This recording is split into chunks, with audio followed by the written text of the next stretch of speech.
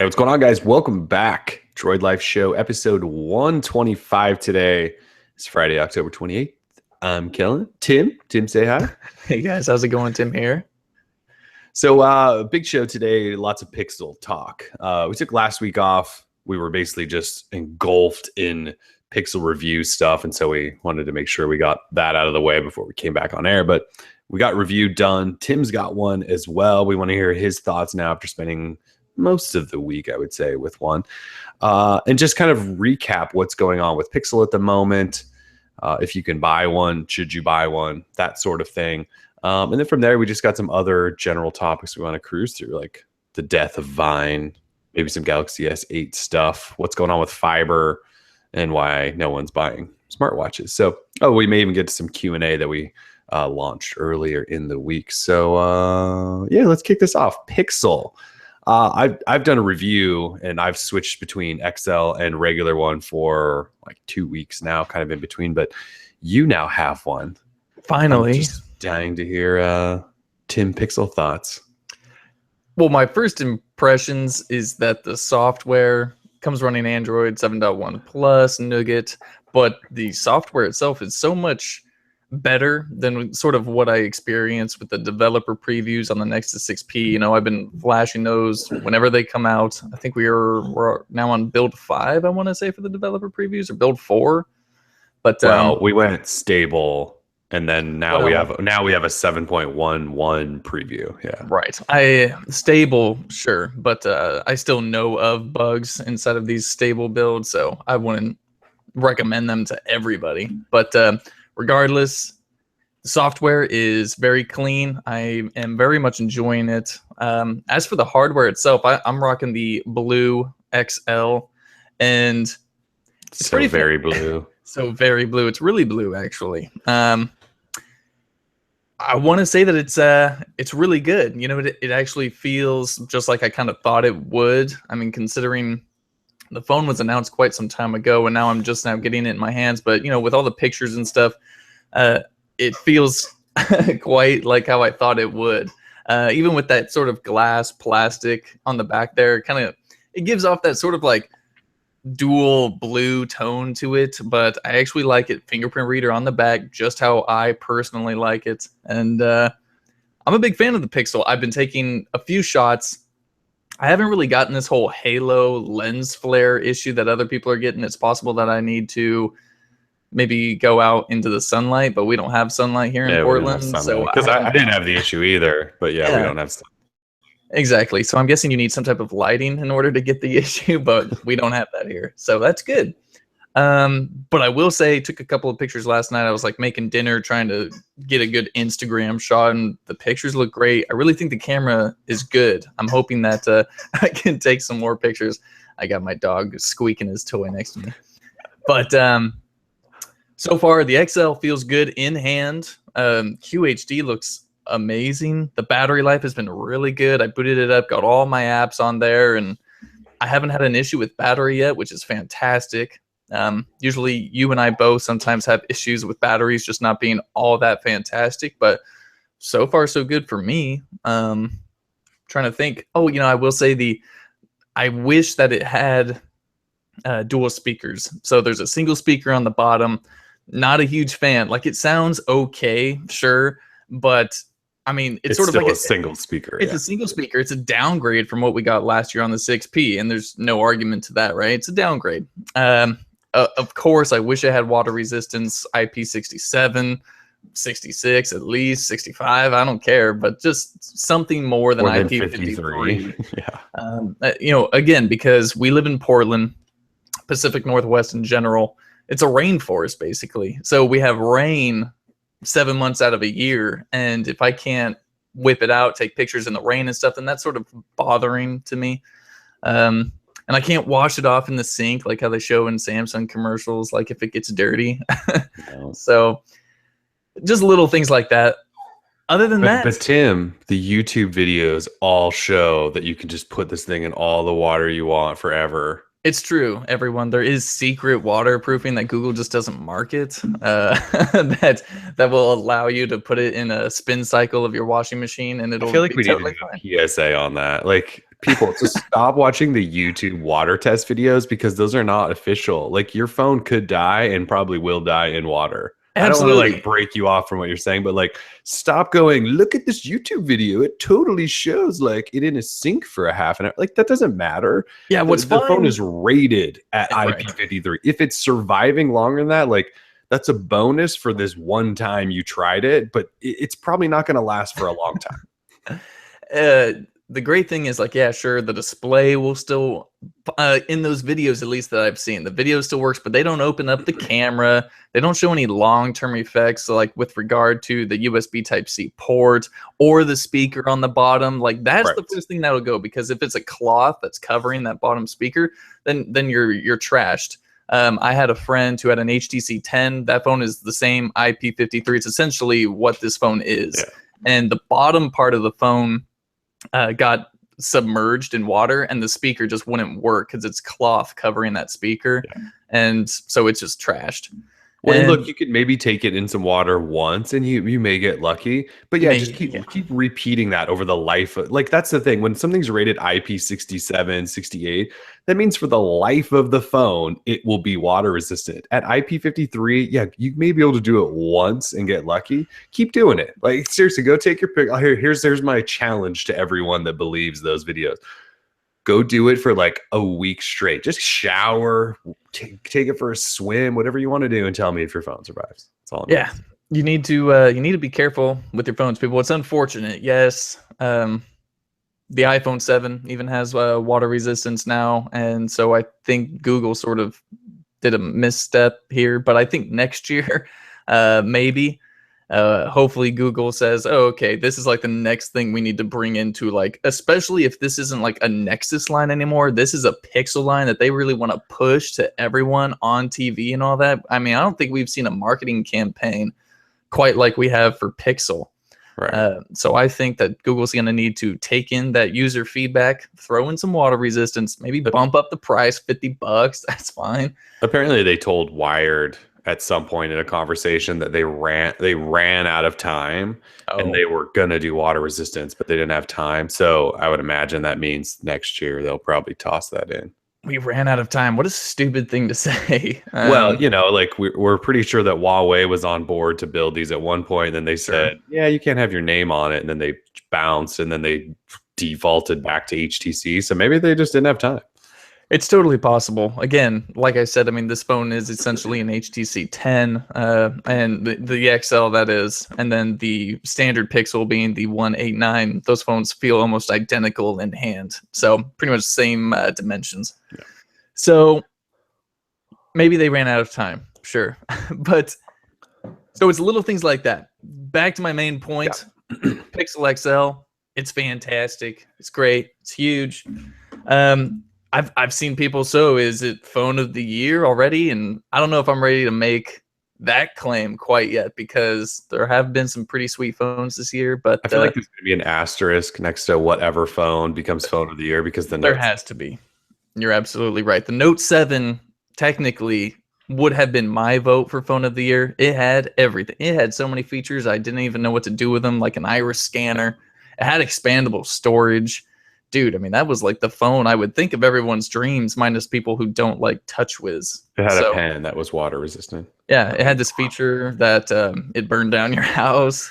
There's a whole bunch of cool add-on features. It had this camping feature that called lighter fluid.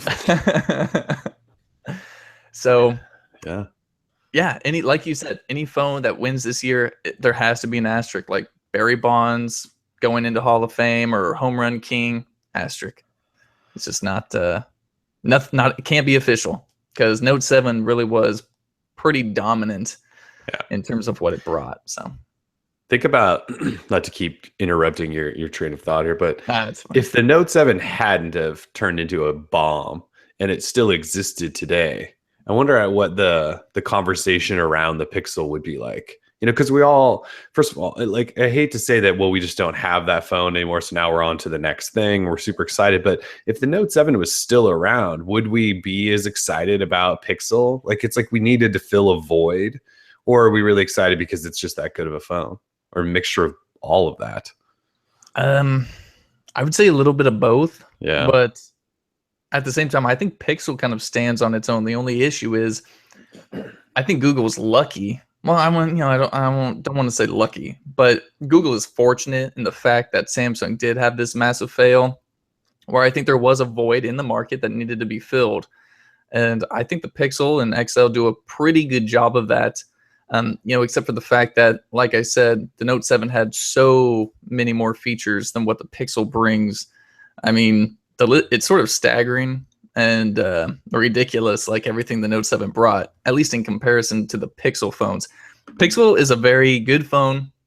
It's just it's sort of a basic experience, although it's a very good experience. Yeah. It's very basic. You don't get a lot of those like add-on things that you would expect from, like, I guess, a big flagship phone. G5 has its modularity. Moto Z has its modularity. Pixel is just sort of an Android phone. It reminds me a lot of HTC's, like HTC 10 and all that. It's a very standard. It's a good experience, but it's just a standard basic Android experience. Nothing too crazy. So, but it's good though. It's not bad. I love the Nugget. Yeah. I love the Pixel experience. It just feels really smooth, very nice. I'm really digging it. I wish I could have Pixel Launcher on all my phones. Like, yeah, I can have Google Now Launcher and all that, but I feel like it's not the same. Like, I want these, this kind of float up stuff on all my phones. The float up app drawer. You can get that in a third-party launcher, but I feel like it's a lot better on the Pixel Launcher. Plus, then you got the Google Now access. So, what is there to say? I'm flustered. Yeah, it's a good phone. It's just, it's not that tippy top, that you would want, I guess. Yeah, I kind of said it in the review. Like, it's a confusing. Well, so it's just like I ended saying this is the phone that I'm going to use for the foreseeable future, right? And sure, we're in different spot than most people. We change phones all the time, but like going forward, right? Like we have the V20 and LE Echoes, Le Echo, whatever their name is. Echo. They have a phone coming too, and so we'll review those, and then after that, it's like there's nothing until the next year's phones, right? So we have this stretch. This is one of those weird stretches of the year where we get to like stick to a phone. And I said at the end of my review, or in the middle of it even, like, this is the phone I'm going to use. And as I go through it, like, I point out, like, the design's pretty boring, and there's no water resistance, there's no SD card slot, there's no wireless charging. The battery life for me has been just kind of normal and average. It's not excellent by any means. And so, like, I went through all this stuff, and the availability kind of sucks, and it's expensive. There's like all this stuff where I don't paint the picture of the ultimate phone, but it's like it's the phone I want, which I don't know if that's explaining it right, but like it's Google's vision for a phone, which I always typically accept over like Samsung's, right? The Note 7 TouchWiz was the best version yet, and it was actually really nice to use, but like that phone doesn't exist. So it's Google's version for Android, where they seem to have really paid attention to small details. Like they created a special Pixel launcher, which I'm with you, I really like. The camera they really focused on. There's a nightlight mode, which every phone seems like it should have, although most are starting to get it. But so it's got like all the software I want. And then the hardware, yeah, it's kind of meh, but like, because the software is so good at what I want from software, and the camera is so excellent, like I can deal with kind of meh hardware. And so it's the phone that works, I think, best for me personally, outside of all the other phones. Like I've been using an S7 most of the year when I get done reviewing phones, because none of them have bested the S7. And this is the first phone I'm like, I don't really want to go back to the S7. I guess is maybe the best way to put it. Yeah, definitely. I would have been using the Note 7 all the way up to this Pixel XL, but of course I had to return it. But I'm kind of with you. I was always sort of going back to either the S7 Edge until I broke that, and then thankfully the 7 was there, but then I had to give that up. So really, I would have been using a Samsung device almost over the entire span of 2016 had it not been for that Note 7 disaster. But then I would have definitely, no matter what, even if the Note 7 wasn't recalled, I still probably would have switched the Pixel XL, because like you, I've always just been a fan of like that more simplistic, straightforward Android user experience. And that's what I've been a fan of I mean, ever since I just started using Android, I want it to just work. And I feel like with TouchWiz, man, there was always like those hangups, that jank. Even So just like a little software tweak Samsung does here and there that just annoy you, and there are things that are like system built by them that can't go away, like the way they work folders and things like that. Have always driven me nuts.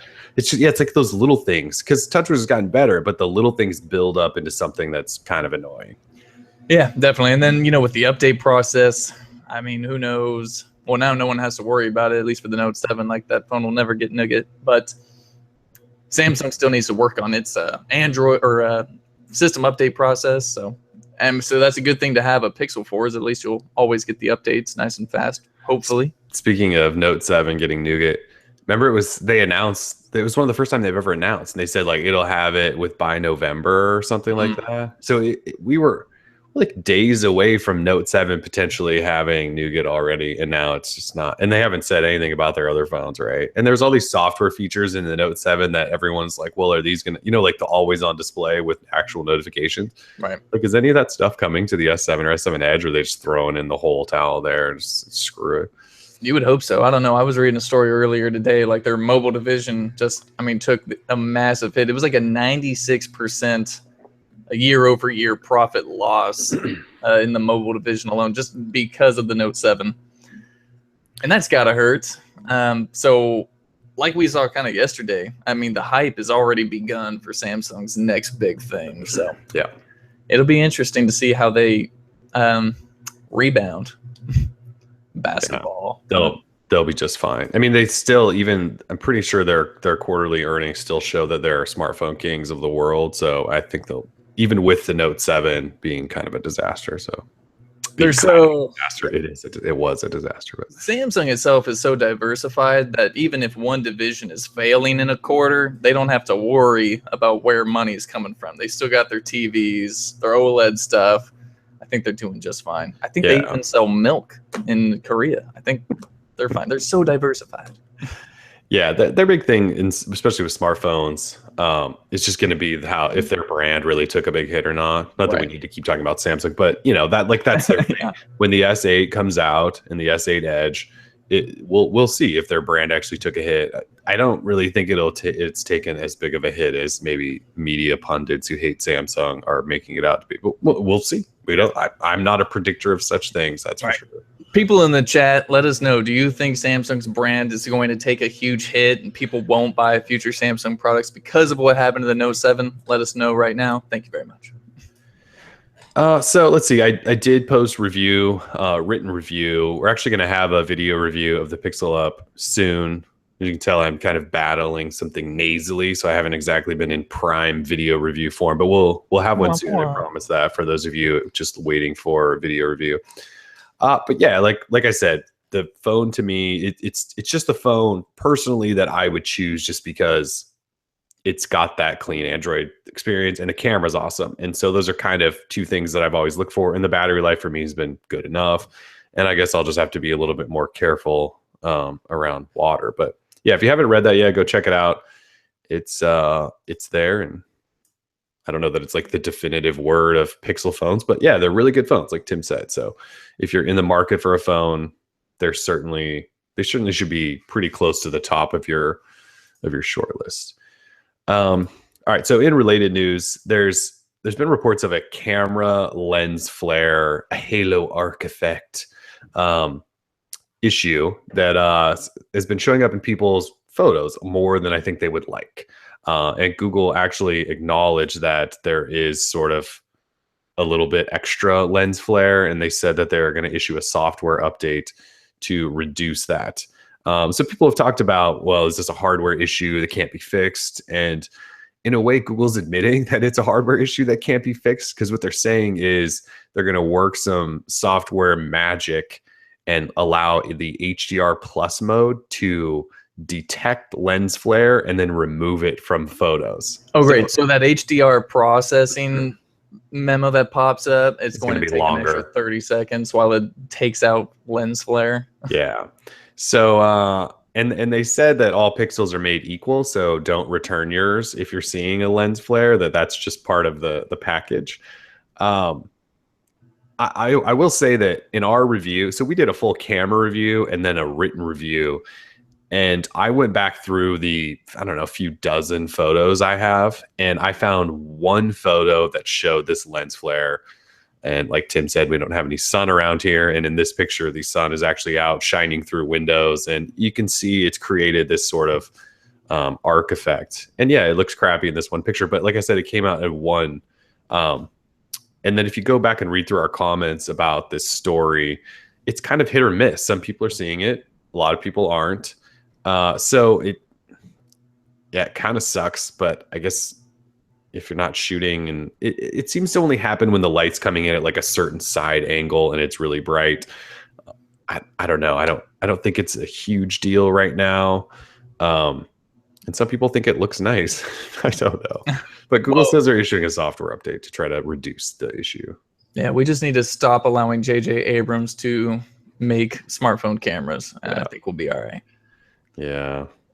That sucks. Other than that, the camera sucks. Other than that, the camera's been awesome for me. I love the camera. I think it's super fast and clean and great. You like that stabilization effect that they do? You think that's cool? In the video, the video stabilization. I don't take a lot of video, so I don't really have much of an opinion. I think it's cool that it works the way it does, but I just don't shoot a lot of smartphone video. It's pretty fancy. Like, I think when they showed off, where was it? I think they were going down one of the streets in San Francisco. It was going to be pretty steep. So I think someone was going down on rollerblades. And I mean, the video just looked so smooth, right? No jittering and all that. I was like, oh, no way this is real. It's just not possible. Yeah, I mean, in the camera review I did, I showed like it looked good. And how crazy smooth. It's pretty nuts, actually. Like, yeah, if you shoot a lot of video on your smartphone, it's gonna look awesome. And it does that stabilization up to 4K too, so that's pretty sweet. But anyway, so if you're seeing that lens flare issue, they're gonna issue a software update that should reduce it. But yeah, they're essentially admitting that it's kind of a hardware issue, and they're going to try to reduce the effect. And they even said that if you wanted to reduce that issue, you have to have HDR plus enabled. So yeah, and they said that should come out in a few weeks or something like that. And more Pixel news. Shipping is essentially 3 weeks behind at this point. So if you didn't get an order in day one, it might be. Yeah, it might be like mid-November before you get your Pixel phone. I saw a lot of people, we posted that article up. A lot of people in the chat were like, dude, I ordered later that day on October 4th. That was October 4th, right? Opening day. I think so. They're like, and they say their orders are pushed back to mid-November. Like, and they ordered that day. Wow. That day, later that day. So I guess it sort of depends on what model you got. I think if you ordered a black 32 gig, maybe you'll be okay. That seems to be one of the least popular of the devices. Of course, if you ordered the blue, they're all gone.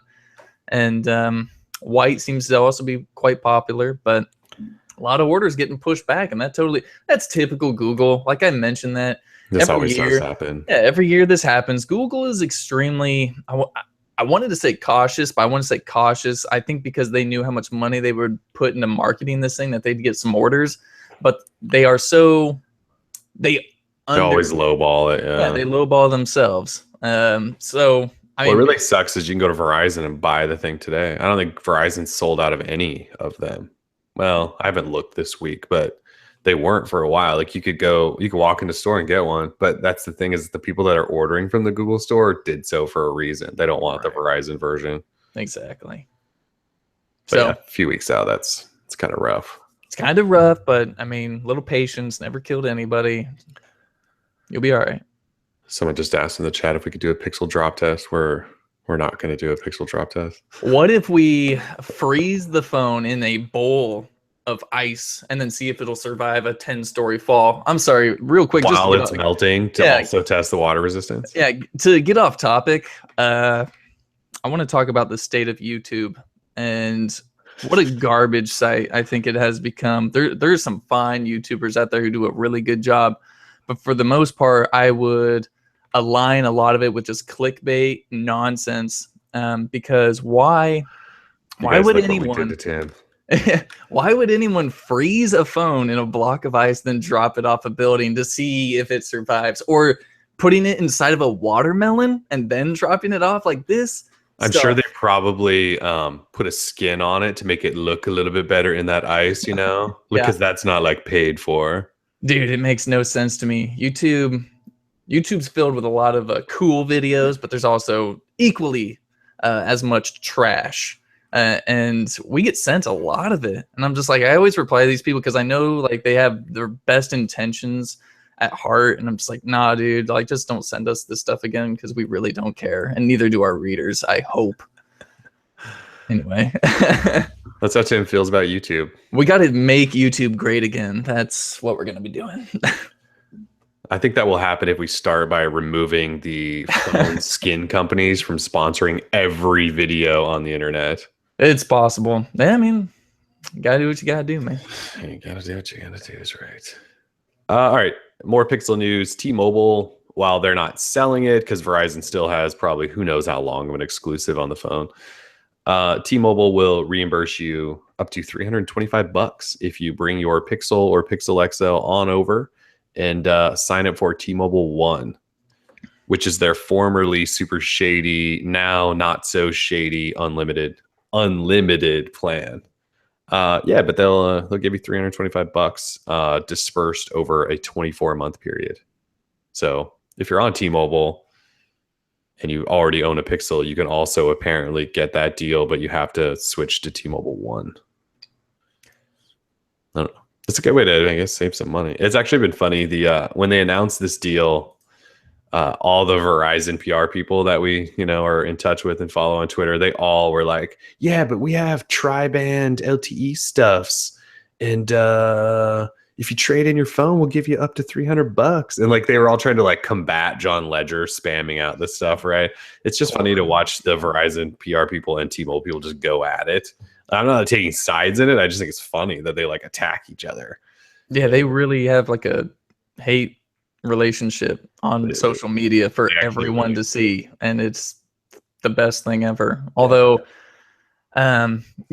obviously they can coexist in this country of 300 million plus individuals. So I don't see what the big deal is. However, as to the T-Mobile One and pretty much any carrier that claims to offer an unlimited plan, I feel like this is rant number 2 incoming. Like incoming quickly, go. I just don't appreciate it. Really, I wasn't going to go into a big rant or anything, but yeah, the fact that Sprint recently talked about this unlimited tablet plan where it was like $20 a month for unlimited data, but it was really anything but unlimited, sort of unthrottled data. I don't like using that word either, throttled. But the fact is that this data, whether you use up your high-speed data, then they throttle you down to an unusable speed. Unlimited data used to mean something completely different back when we first started Android, right? I mean, Verizon had an actual unlimited plan. Well, I'm pretty sure all plans were actually unlimited. But I mean, it was unlimited data, and you could use it at unlimited speeds. None of this unlimited data up to 27 gigs, and then you're throttled down to 2 kilobytes. It can be pretty frustrating, especially when it seems like every carrier, or not every carrier, a lot of carriers are using this unlimited buzzword. But then, you see T-Mobile getting fined $100 million for being sneaky little devils. And yeah, so remember that time when T-Mobile was like, they were like Robin Hood, basically. They were stealing from Verizon, AT&T, and giving back to all of us. And now they're just another snake. Well, I still see them like as a good guy carrier, which is I don't see any carrier that like I don't see any of them. as a good guy carrier, but there are some that are better than others. I will say that. So it's kind of like choosing the lesser of 4 evils currently. Although I don't really count Sprint. I don't know anyone on Sprint, and typically Sprint either. Yeah, if I meet someone on Sprint, I try and just I'm like, hey man, have you thought about T-Mobile or AT&T prepaid? because typically it might be a better One situation. thing I will say is T-Mobile's network certainly has gotten a lot better in recent years. I It's getting use it. better. It's basically what I use for my daily service, and I have almost zero issue. There was a time just a couple years ago. We're just talking about T-Mobile. I was like up on North Williams and North Portland at one of the. It was like I don't even want to call it an up and coming area at the time. It had already kind of sort of started establishing itself, and I was just having beers with friends on like a weeknight, and I had two phones on me. One was a T-Mobile, one was an AT&T, and the T-Mobile's phone didn't even have service. And I'm talking North Williams in Portland, like in the heart of Portland. And now if I go anywhere, and I don't have to worry about it. But we're talking just in a couple years' time. Like T-Mobile wasn't even in some good neighborhoods, and now they seem to be pretty much everywhere. So Another thing for T-Mobile, they're even in Montana now. They've got the T-Mobile Tuesdays, and where they give out. I'm assuming. Still a thing? Oh yeah, there's still a thing. I'm assuming they're giving out millions of dollars worth of Frosties and Voodoo rentals and all that, and Lyft rides. Like every week, it's a $15 Lyft ride. Cancel all that. Put that money into your network technology, please. Like the infrastructure. That's what people want. They don't. I mean, sure, some people probably want a free T-shirt and Domino's pizza, whatever. A lot of people just want a better network. So that's what I think they should do. Enough gimmicks, just money into the infrastructure. I'm telling you, it's actually gotten pretty good lately. I know it's good. I use it. Like Verizon around Portland is slow everywhere. And T-Mobile, like I live in the black hole of signal death, but like if I do a T-Mobile speed test in my house, like 70 megs down, and Verizon is like 8.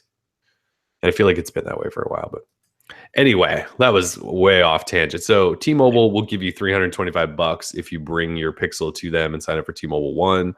Verizon, on the other hand, wants you to trade in your phone to maybe get up to $300, which you probably won't get because they'll probably value your phone at like 60. So T-Mobile lets you keep your phone and will give you $325. That's kind of a difference there. But then, of course, like we just said, network is also a big deciding factor. All right, so we've kind of talked about should you buy, shouldn't you buy. Like if somebody walked up to you and they were like, Tim, I need an Android phone. I'll go top tier. What should I get? Would you say, hey, you should buy a Pixel?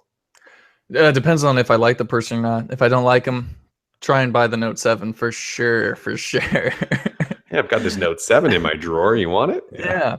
No, I would never. I think first, again, I would have to know what this person is sort of into. Does this person know Android, or are they sort of new to smartphones, or like Android in general? If they're new to Android, I would have to recommend the Pixel only because it's a more simplistic, kind of straightforward Android experience. If it's someone I know who's like a straight up techie guy and he wants to know which new phone to get, God, that's a little harder, right? Like I would have recommended the Note 7. Like there's no other phone, maybe besides the Stuff and Things, LG Stuff and Things V20.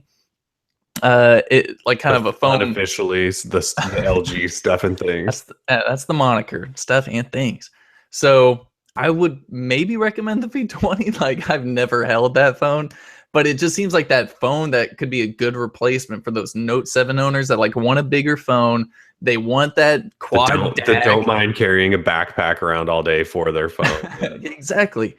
I think the V20 offers a lot of cool stuff, possibly. So, the software experience is going to be a lot different than on the Pixel. So maybe that's a bonus. I just want to see someone put a case on a V20. Okay, we'll talk more about the V20 some other day. But yeah, so it's kind of hard for me not to recommend the S7 Edge too, because that phone is still good. It's got that IP67. It still has a fantastic camera, beautiful display, awesome build. A lot of great stuff about those aging Samsung devices. So it's kind of crazy to think they're old, but they're not really that old. They're not that old, but they're sort of old. Yeah, if you don't trust Google or like it's missing a couple of specs, like the S7 Edge would be a pretty damn good option. But yeah, it's just so hard because the S8 is like 4 months away, 5 months away. Yeah, maybe about 5 months. And you buy a phone, a lot of people buy a phone, they keep it for 2 years. So do you tell them like, just wait like 5 months? I guess if somebody needed a phone today and they were asking me, I want a new Android phone, I don't think I would hesitate to say like, oh, you should check out Google's Pixel phone. Yeah. And if for some reason you don't like that and you want lots of stuff and things and a giant phone like the V20, or if you don't mind a little bit older, S7 Edge. But I think it's for me, I think it's a pretty easy recommendation just because, like you said, it's that simpler, cleaner version of Android. And Google's really improved some of that tutorial stuff and getting you all set up and running. They're even giving you cables and stuff to swap your stuff over to your new phone. They've kind of upped the experience. This isn't just like the bare bones Nexus anymore. And, if you get to buy it through, well, at least Verizon, so you kind of get that carrier support if you need that. Like some people actually call their carriers when they have problems. Right. So you have that, but you have 24/7 support now. I think it would be a pretty easy recommendation. I would also recommend possibly the OnePlus 3. That is it's a inexpensive but very well spec'd smartphone. The camera seems good. I was actually using it after I was done reviewing the Honor 8 and the Note 7 exploded. I was using a OnePlus 3 to get me until I got the Pixel. And the OnePlus 3, believe it or not, they fixed that back software button. They finally did. They finally did. So I was able to use the device as I wanted to with on-screen buttons, not the capacitive buttons. And I gotta say, like, it wasn't that bad. The camera's good. Display's 1080p, but that allows you to have better battery life. That button situation drove you to like almost despise it. Yeah, I was actually thinking about giving up Android just because of that. I was like, I'm going to iPhone. Like, I don't have to worry about a home button as long as there are no buttons. It's good to know that they fixed it. Yeah, at least on mine they did. So I didn't look to see like what. I love the software experience on the OnePlus 3 because it's basically cleaner Android, and then they added like some little features that make it useful. That's totally exactly what we like. Change up the color and all that good stuff. So yeah, OnePlus 3, not that bad of a phone. I'd be more than happy to recommend it, especially. And that's the thing, right? You asked me what phone I would recommend. I always want to give people options. Like, I'm a big options guy, and that's what's great about Android. Like, there's like 5 different phones you can choose from, man, all within different price ranges, and they're all not that bad. So yeah, good job, Android. Gotta love Android. So yeah, I guess we would probably recommend Pixel unless your budget's not that high. OnePlus 3 is probably still a good option as well. Again, like you said, choice is kind of a big deal. Yeah. We sort of talked about like going forward. We have a couple phones to get through, but then we have that gap, and yeah, we'll probably both be sticking with Pixel unless something magical comes along out of nowhere. Probably not going to happen. Right. Yeah, that's another thing. So Dan in the chat says, the problem is I recommend a ton of phones to people. If they can't buy it on carriers, they never seem to go for it. Yeah. And that's sort of like a thing with OnePlus. Like, it's definitely different, right? You buy it online, it comes, you just stick your SIM in and it works. Like, it's definitely different for people. But at the same time, that's where we are going. That's where a lot of these e-brands are doing, like Honor with Huawei, Lee Echo, just Eco, or who knows what they're calling themselves these days. Anyway, it's what you're going to be doing with them when their $300 super phone comes out. What is the name? Is it Le Echo? Le Echo? Is it Le Echo? Le Echo. Le Echo. Le Echo Le Pro 3, which comes out in November 2nd through Le Mans. Yes. And so they're not French. They are not French. Everyone thought they were French. Definitely not. Just a huge company in China that's finally making its way to the US, which is, I think it's great. I mean, because more competition, talk about right? That too, yeah. Oh yeah, absolutely. We got to talk about the. So we just branch into them. Oh yeah. All right. So any last Pixel thought though? Nope. Definitely a good phone. Definitely check out Kellen's review, and he'll be working on a video review soon. Should have a review soon. Yep, video review. All right. So Le Echo. I totally forgot that this went down this week. So Le Echo hosted this massive US press event. We were invited to, we just didn't have time to go. Apologies if you guys wanted us to go. Pretty big press event basically to introduce themselves to the US. And it wasn't just for phones, but they did show off a couple phones, but they showed off their Android powered bike, which actually looks pretty sweet. They talked about cars again, because they're big into electric cars. And they talked a lot about like services and infrastructure. No, what was it they talking about? Integration. Oh, and TVs, right? Their TV platform. They talked about a lot. It was a big press event. But essentially for us, what we care about is smartphone stuff. I guess some of the TV stuff, because there's integration from phone to TV. Absolutely. And the bike is powered by Android, which we still don't really know why, but it is. Because why not, dude? It's almost 2017, right? We need bikes that are smart. Yeah. I mean, I'm surprised that that isn't already like a big thing. So I think They're gonna be those might be pretty popular. I think the bike looks cool. Like it's as futuristic and kind of stupid as it looks. I think it looks cool. I like Yeah. stupid stuff. Yeah. So for those of you guys not familiar with them, they are a Chinese company, even though the name is Le Echo, which a lot of people thought was a French thing. It's not. They're a Chinese company, and they've been around for a while. Their founder basically started like the Chinese Netflix or something, right? YouTube. YouTube. Okay. And so he's worth supposedly lots of money, Billions. and he's running this tech company now, and he makes hardware. They make hardware and phones. They make a lot of stuff. They're like a lot of Chinese companies where they just kind of make everything.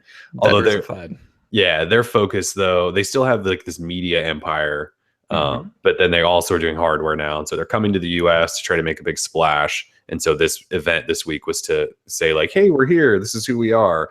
And yeah, they talked about all this stuff. And their executive team is run, basically, it's filled up with a bunch of former executives from other big companies like Samsung and I think Huawei and maybe even HTC. No, Qualcomm. They have a couple of Qualcomm guys, some Samsung guys, and I think some Huawei guys. So they're not run by a bunch of NVIDIA guys too. NVIDIA guys too. So they've kind of poached executives from all over the place, from companies who are running sort of the US side of things. So they're probably a name I would say that we should get familiar with. I'm sorry. I was going to say they are the company that just bought Vizio, which is, I mean, in the US, right. Vizio is huge. So if you know Vizio, then you should know Leeco because they just bought them for however many billions. Yeah. So in terms of stuff we care about, they announced two phones at the event, the Le Pro 3 and the Le S3. I'm just going to call them Pro 3, S3. I'm done saying stupid. Le. They love everything. They love everything.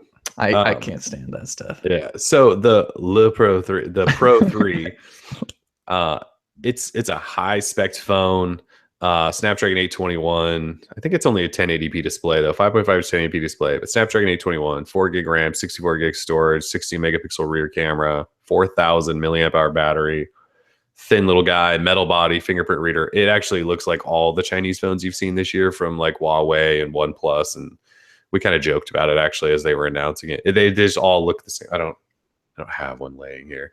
But so the starting price when it launches November 2nd is $399, but they're going to offer some sort of instant $100 rebate, which brings it to $299, which is kind of a crazy price. You have to buy it through lemall.com, which is their e-commerce store. It's probably a pretty good deal. It runs, a heavy Android skin from what we know. Well, we'll see. I think Tim and I should have phones. I don't know. Can we talk about that? Yep. We should have these phones very soon, potentially today. And yeah, it goes on sale November 2nd. And yeah, it may be something to consider if you don't have a big budget, but you kind of want a highly spec phone. You don't mind their ugly home button.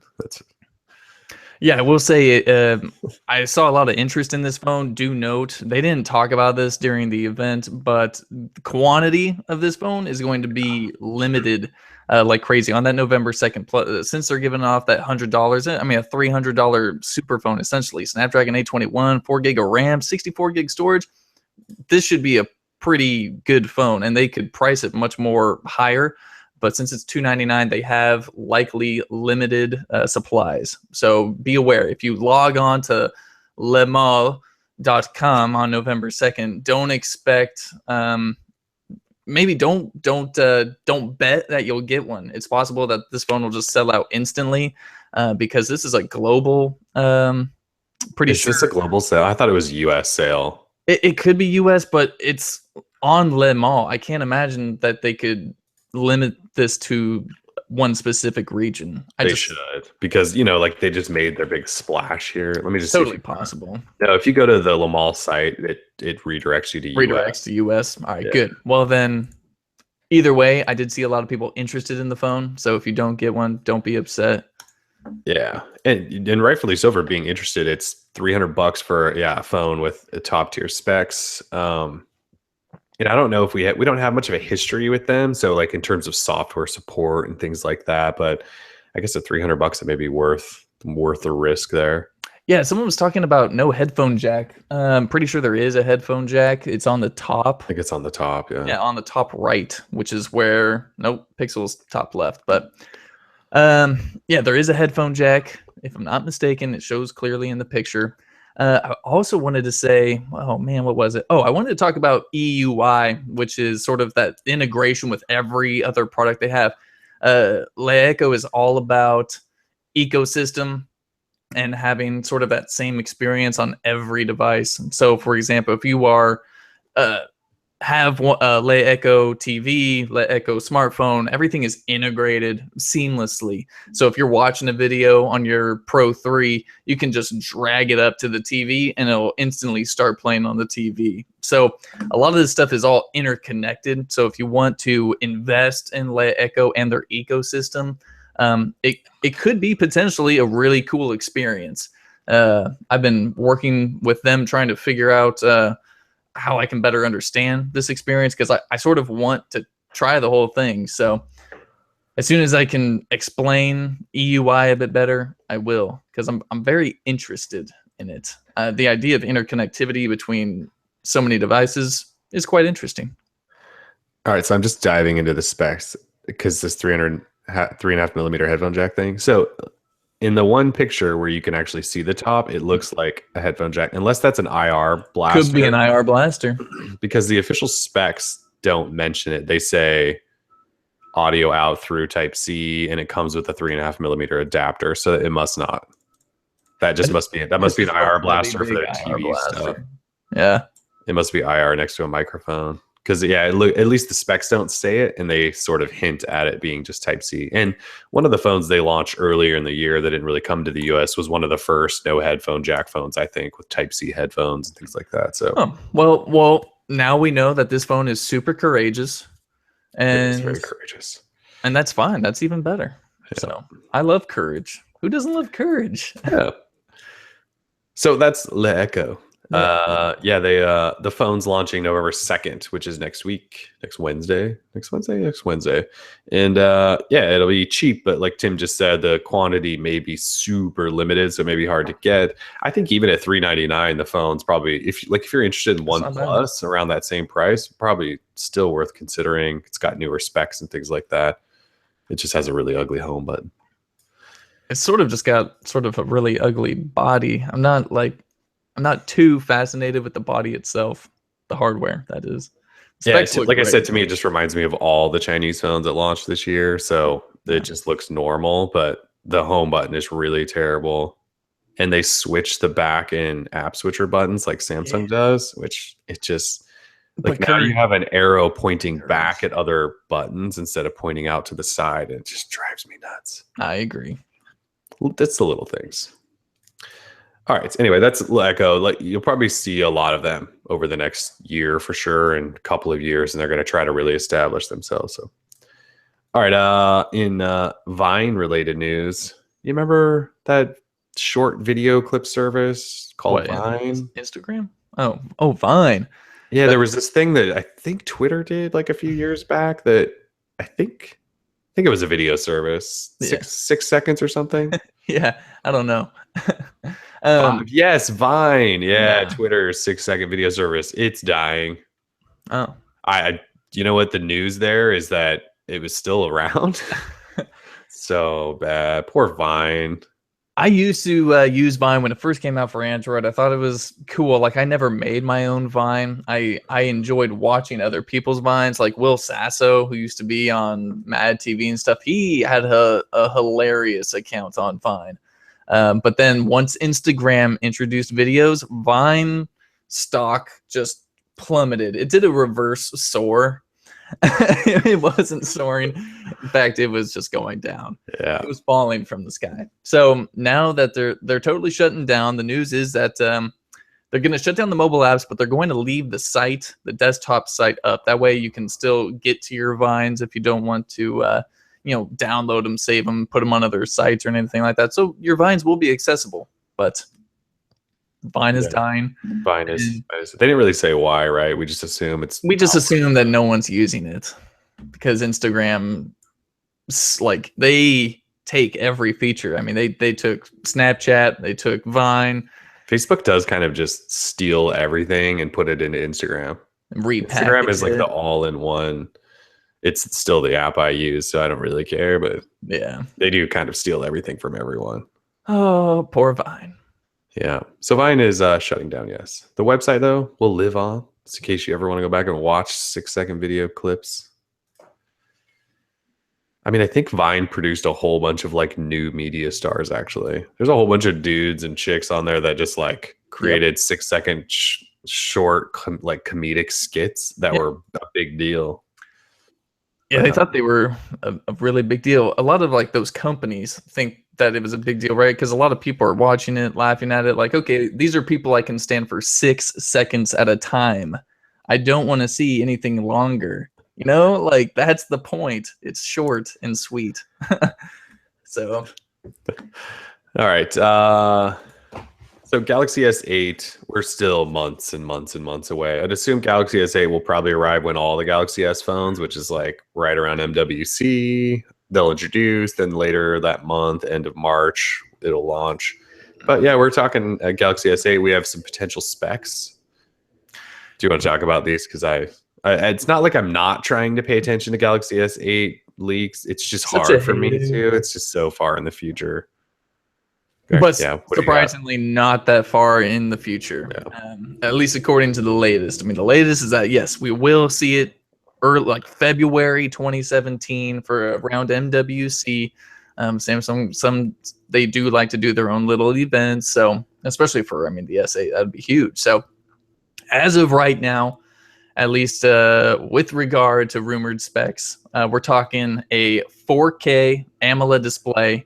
Well, and the Edge having a 5.5-inch display, the standard S8, we don't quite know how large that display might be, but the S8 Edge, 5.5-inch, 4K AMOLED, which is just, that's ridiculous. So that would be 3840 by 2160, making that a pixel per inch of 806. And that's just nuts.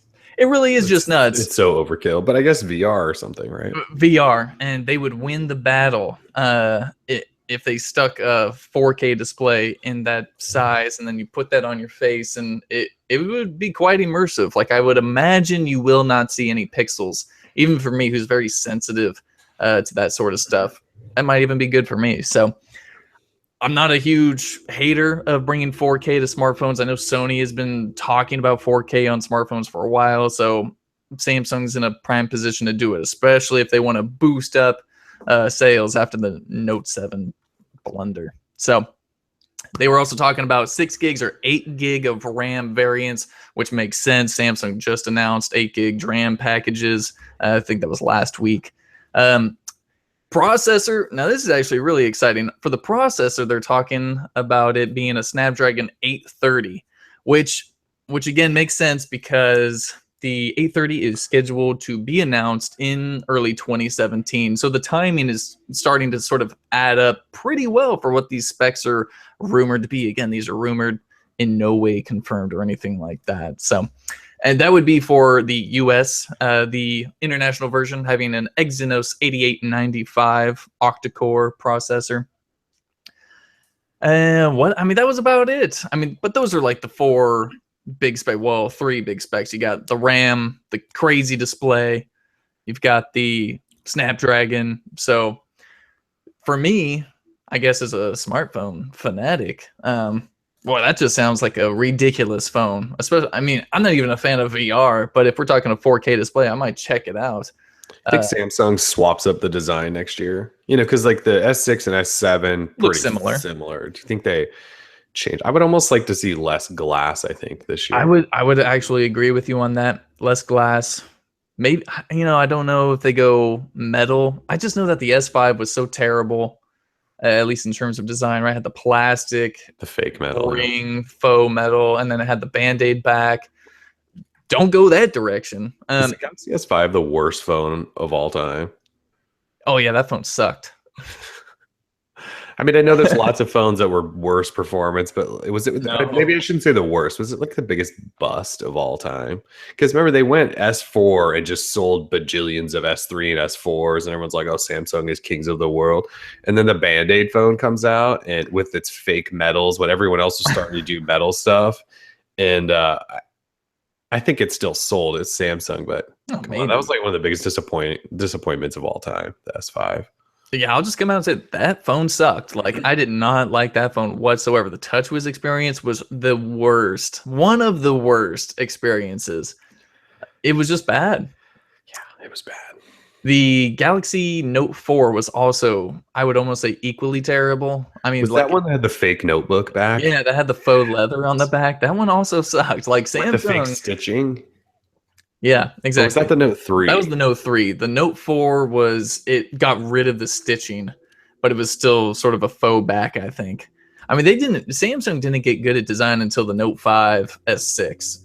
So, and then they introduced the glass and the metal, the actual metal. So, I hope that they do something new. It'd be I nice hope to it's kind of something switch it new. up, but at the It'd be same nice, yeah. time, I don't want them to go backwards. Like, don't do anything faux. Nothing faux. Yeah, nothing. I It think needs to they're be hopefully real. over that. I hope so too. Yeah. But yeah. All right, let's see. In other news, Android TV app for PlayStation View now out for any of those subscribed to PlayStation View. You now have Android TV apps. Let's see. Xiaomi announced a couple of phones this week. Everyone seems really excited about this Xiaomi Mi Mix, which is basically an edgeless design of a phone, kind of like, what was that really terrible? It was the Aquos Crystal from That's Sharp. right, the Sharp Aquos Crystal. But this one's like fully spec'd, pretty high end phone actually. I would say just go Google it. The Xiaomi Mi Mix. It looks cool, but it's not going to come to the U.S. None of these Xiaomi phones come to the U.S. Sure, you can import them, but I don't know that I I don't know if would. I don't know if the bands actually are supported here in the US. They mentioned specifically that Mi Note 2 that they announced alongside this would work in the US. They didn't mention it working in the US, the Mi Mix that is. So I might stay away unless you can confirm it's got bands. Yeah, and look, it looks really cool, but yeah, I don't. It's not like we're going to review it or something. It's kind of a cool concept. They actually called it a concept, and then they're like, "Ben, we're going to sell it." And you don't usually see that happen when people call out a concept. They usually don't sell them right away. So. Yeah, they're selling a concept phone. Very interesting. I will say the pictures of the phone look way better than what the phone looks like in person, right? It's huge. It's got a 6.4-inch display, Yeah. and the phone almost looks normal inside of in Marquez's hands, MKBHD. I don't know if y'all saw the video, but he's got one, and the phone looks large in his hand, which means an average human being, it's going to be so large.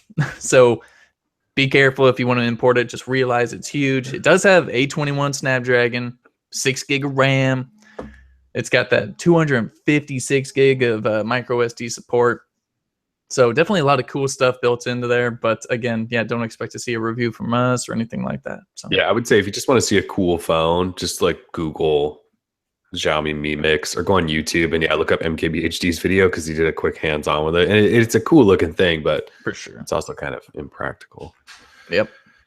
Let's see. Google Fiber is pausing in new markets, which is not surprising at all, right? We assumed this was happening, or we at least heard reports weeks ago, I think, that this was happening. So yeah, Google Fiber is not necessarily expanding to new markets any longer. They still say they're making money though in their other areas, right?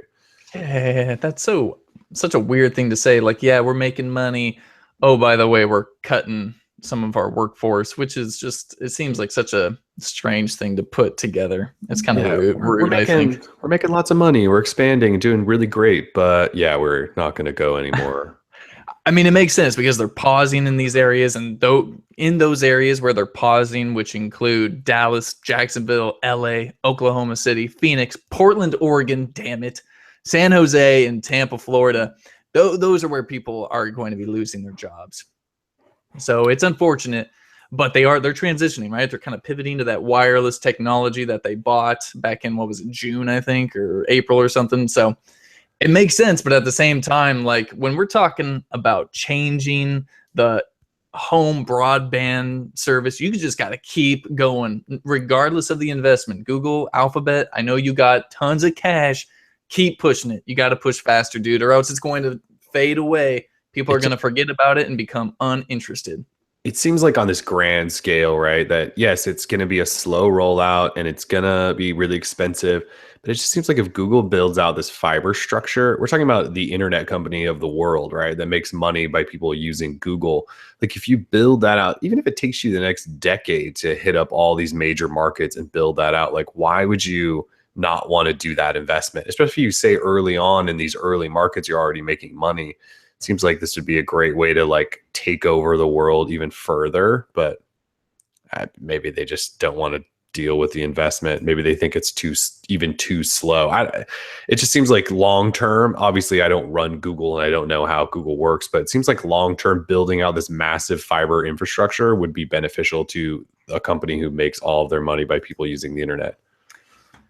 It's unfortunate. I mean, we were hyped up on Google Fiber here in Portland for what feels like 3 years now, and now they're pausing, most likely indefinitely. And then plus, what they were going to roll out is now so much more different than these fiber hoods, where you'd get this entire area of Portland covered by 1 gig speeds, and now it's like I feel like it's going to be marketed more towards downtown with the big apartment complexes and stuff where those people get super fast speeds and not fiber hoods. Like if that's what's happening, that sucks, man. It's gonna suck. Yeah. I mean, what else can you say, right? But because I think that's exactly what's going to happen. Instead of going to the neighborhoods and giving it to everyone, they're just going to be like, it's much cheaper if we just take over all the big buildings of the world. Yeah, and then those building managers just pay the bill, and then it's kind of like I lived in an apartment complex back in the day, and I mean you just pay your landlord or whoever owns the building for your internet access, and then it's just given to everybody. Right. And that sucks. Right. And like that's already in a lot of buildings. I'm sure it's not fiber fast, but right. Yeah, but that sucks for people like you and I that don't live in giant apartment buildings or work in giant office buildings. Not moving back. Well, what we need to get an office then. That's pretty much just sums that up. We just need to stake out which buildings will have Google Fiber's WePass thing or whatever it's called, WebPass. WebPass. Yeah. All right. In other news, smartwatches are not selling any longer. I don't know that they ever really were, but not Android watches. Yeah, the IDC released their latest smartwatch market info for Q3, and year over year. Smartwatch shipments dropped 51%, which is kind of a lot. The year prior, the smartwatch industry shipped 5.6 million units, and then this year in the same quarter, 2.7 million.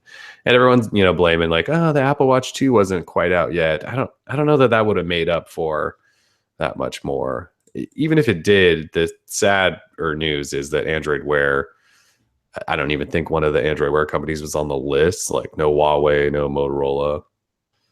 Pebble, I think was maybe. Samsung actually showed a little gain, but they're Samsung. I have a kitty crying now. Meow.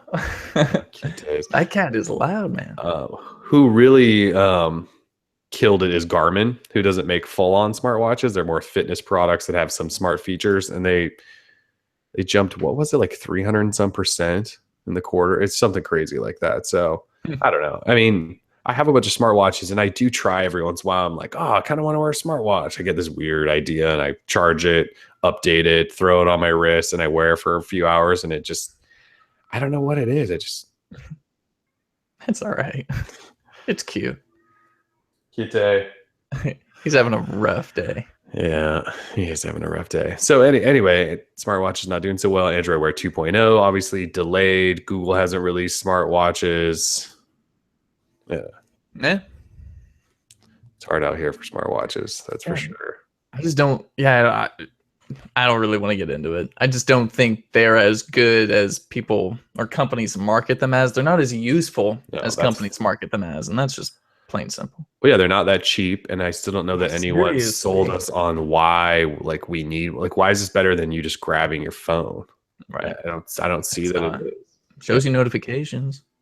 Yeah, and like then you still have to get your phone out. So you know what I mean? Like you can sort of answer with your voice. I know they're thinking about putting keyboards on them, and it's just like, come on. Like I don't want to. I'd rather just get my phone out and do it fast, right? Yeah, another thing I have to charge every night. Like, dude, ain't nobody got time for that. No, and I think that's why Garmin's doing so well, is because if people want to wear like wearable, Is that Batum? it's Batum just sitting at the door. Dude, poor guy. Yeah, he thinks. Oh, he stopped.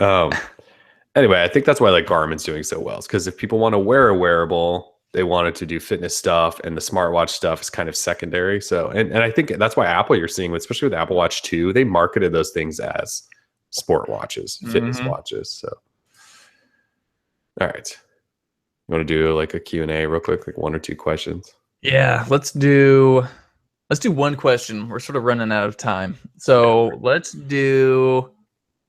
Okay, we already talked about that. All right, let's do you have any smart home devices? What are your favorites? I'm going to let you start. You have a smarter home than I do, probably. Do you have any smart home devices, and what are your favorites? Yeah, I have lots. I'm like that guy that buys all of the really early ones, and my smart home is all patched together. I will still say I still think the Nest. I still have the 2nd gen. I've had it for like 3 or 4 years now. I still think that's probably my favorite, just because like both my wife and I each have a phone. We can control like temperature. It just makes it easier than like having to walk up to the thing and adjust it. Like we can adjust it wherever. If we're away and we forgot to turn our thermometer off, thermostat off, we can do that. I'd say Nest is still probably the best investment. And I think like, well, I know you tried to install when it had issues installing it, but you also are now using a smart thermostat. Like, could you ever see yourself not using a smart thermostat now? Oh yeah, definitely. I mean, it would be less convenient, but I'm more of like a convenience guy, more so than I don't want to pay as much on my heating bill, right? That So too, right? I mean, they're potentially save you quite a bit. I don't know that I feel like I'm ever going to see those results because I sit at home all day. that's my issue, right? Like I'm always here, and especially this time of year where it's cold outside, so I need it warm in here. I don't want to be freezing. Right. So my heating bill is always going to suck. I've just accepted that, and Nest or Ecobee isn't going to help me with that. So, in terms of other stuff, I have Nest cams throughout the house. They're okay. The problem is with most cams at home is like if you want to use them for security purposes, you have to pay quite a bit of money to have like backup or to be able to go back in time and things like that. And they're just like, if you have multiple cameras, you have to pay individually for each camera, which kind of sucks. So yeah, and I have a Nest outdoor cam on the desk back there. They just haven't hooked up because it's a pain in the ass. So Nest cams, I would say get these if you just need like a cam at home. Like I use them, and they at least, I don't pay for the service, but they notify me if something happens at my front door or in my living room when I'm gone or something like that. So they're kind of handy. What else do I have? August home locks on front and back door. They're okay. They're like one of the first smart locks that you can use a smartphone to unlock with. They're just kind of janky, and they're big and bulky. They work, but I don't know that I would recommend. They're not cheap either. I don't know that I would recommend anyone get those. What else do I have for smart? I feel like I have all the stuff. well, you got Echo. Yeah, I have Amazon Echoes, which I never use. She's not very smart, dude. Chromecasts are okay. I asked Echo how to make a baked potato, and she's like, I'm sorry, I don't have the answer for that. And I asked Google Assistant, and she had a complete answer and instructions for me. It was beautiful. Amazon Echo just ain't all that smart. I can't speak to her in Spanish. She doesn't understand. She doesn't habla español, which can be a pain because I'm trying to like learn a phrase or learn a word. She has no idea. She doesn't know the population of Mexico City, which every other search engine does. Like there's a lot of problems with her. However, I did apply for that free trial of the music, the Prime Music, and that's great. So now I've got Freebird. I've got all these other songs that I have Freebird. Yeah, I got Freebird. So now I just have that on repeat. I need to take advantage of it before I cancel my 30 days because Google Homes will be shipping out here pretty soon. Speaking of which, you guys have 45 minutes left to enter our giveaway for a Google Home. Ends at 12 p.m. Pacific. So go on the site, enter our giveaway because we want to give you Google Home. So that's right. Yeah, you can go win a Google Home. Otherwise, a bunch of Google Play credit if you don't win that. Exactly. So Google Home will be replacing my Amazon Echo, but then I'll put Echo maybe in my office or in my bedroom, bathroom, or something, somewhere where I need to talk to somebody, like while I'm not doing something. For some reason, so I have one of the dots in my office. Well, it was plugged in. It's not at the moment, but for some reason, I hadn't used it much at all. And in the last week, two people were just like, "What's the weather like outside?" And I was like, "Oh, I can ask Amazon," and I actually did. And I can't wait for that to be Google Home instead of. Agreed. I think it's going to be just such a better experience because all my stuff is on Google, right? Like I'm invested in their ecosystem, not Right. Amazon's by any means. So I think it's going to be a way cooler experience. I think so as well. All right, cool.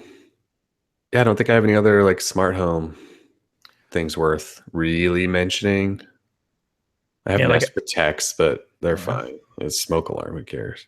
Yeah. Like I don't have a smart lock even though I want one. I don't have Protects. I wanted a Nest, but that thing sucked in terms of like setting it up unless I wanted to pay a professional. The Ecobee was much easier. Their tech support was way more like comprehensive than what Nest was. So I was So able to set funny. that up. I like Ecobee. Um, Oh, I will say that my Wi-Fi system is oh yeah. Eero, which that's basically what Google Home copied, which is, or I'm sorry, Google Wi-Fi copied. So Google Wi-Fi is Google's new Wi-Fi mesh router modular system, and I have Eero, which is like one of the originals that did that. And Google undercut them in price for like a couple $100. So rest in peace, Eero. But Yeah. I love it. I have 3 of the modules in my house, so no matter where I'm at, I always have a really strong Wi-Fi signal, and it gets updates and has an app that's on Android or iOS, and you can control things with it. It's actually pretty sweet. That's probably one of the better purchases I've done in a while, and it's gotten Nice. better. I think early on it was a little shaky, the connection, but in like especially in the last few weeks they've had some updates and things are great. Yeah, for anyone interested in that modular Google Wi-Fi, don't worry. I'll be talking Kellen into getting one into my house, and we will review it for you, and it's gonna be beautiful.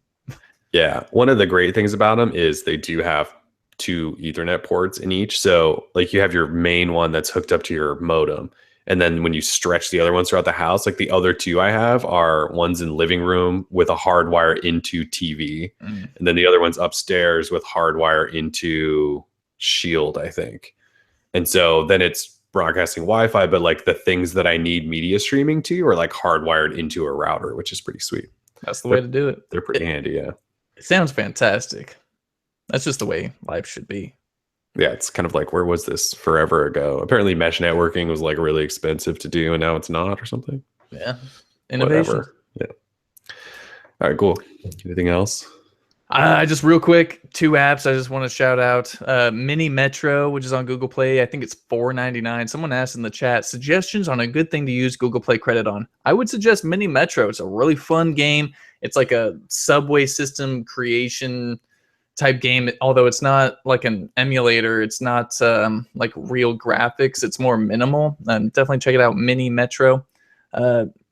Worth the money to me. Like I've been playing it every day. There's a daily challenge. It's a lot of fun. So, and you get to build real, I want to say real systems, but they are in real locations. So like I built essentially the BART system that's in San Francisco, which I thought was a lot of fun. Definitely a fun little game. The last one, Battlefield 1 is out. And if y'all know me, I'm big into first person shooters, and Battlefield 1 is amazing. It's really great. So there's an app called Battlefield Companion. This is the official one from EA, and it's awesome. You can change your loadouts. You can change your emblems and all this stuff. It's really nice. You can get a notification when your friends start playing Battlefield, and it works, if you're on PlayStation or Xbox. So Battlefield Companion, if you play Battlefield 1, you plan on playing Battlefield 1, at least that multiplayer. I don't know if it has anything to do with the campaign, but for multiplayer, there's not a better companion app than Battlefield Companion. So definitely check it out. Battlefield 1's amazing. Go play it. And forget Call of Duty. Call of Duty is dead officially. And that's coming from a Call of Duty fanboy. So You are a Call of Duty fanboy too. That's crazy. big time. That game sucks. Infinite Warfare. It's trash. Poor Tim. Wasted months playing it. Now Battlefield 1's out. Yeah, Shame. well, yeah, I mean the beta was out for 2 weekends, and dude, it was just like one of the worst Call of Duty experiences I've had in a while. So yeah, Oh, that's like a new Call of Duty that's probably coming out in like a week. November 4th, yeah, it comes out. So the new Call of Duty. I was playing Black Ops 3, and I played that the whole year, the whole cycle. That was a great game. Infinite Warfare, it's like the same thing as Black Ops 3, but worse. What can you say? It's That's not Infinity good. Ward. They got problems. Yikes. Yeah. Rest in peace, Call of Duty. Yep. All right, cool. Well, long show today. Thanks for joining us, everyone, for this whole rambling. We kind of rambled a lot about all sorts of topics. I guess that's what happens when you have 2 weeks off or a week or so off. It happens. That's Alex just had a quick question: when our Android apps will be available on Chromebooks? Depending on your Chromebook, they are already available. I think thanks to not even the developer builds, but the sort of Yeah. those other builds. Yeah, it's still just the 3 Chromebooks, I believe, for now that we're supposed to get it initially, and I think we're all the way up to stable builds on them. Although the Google Play access is still technically like an alpha or something like that. I don't, I don't know that they ever gave us like a definitive timeline when it would just all of a sudden be available for everyone else. So I don't know. It's still just those 3. There might be a 4th Chromebook in there that has it now, but the Google Play and Android app access hasn't really changed that much. It still feels really, really, really beta. So yeah, we don't know when a broad rollout is. And now there's all this talk about there being like a Chrome Android merger again. So who knows if Google's just backed off? I don't know. We haven't heard much in the way of that stuff. So That's true. Good point. We might have to dig into that. all right, cool. Well, yeah, thanks for joining us, everyone. It's Have a good episode weekend. 125. Yeah, have a safe weekend out there. We will be in the rain. Peace.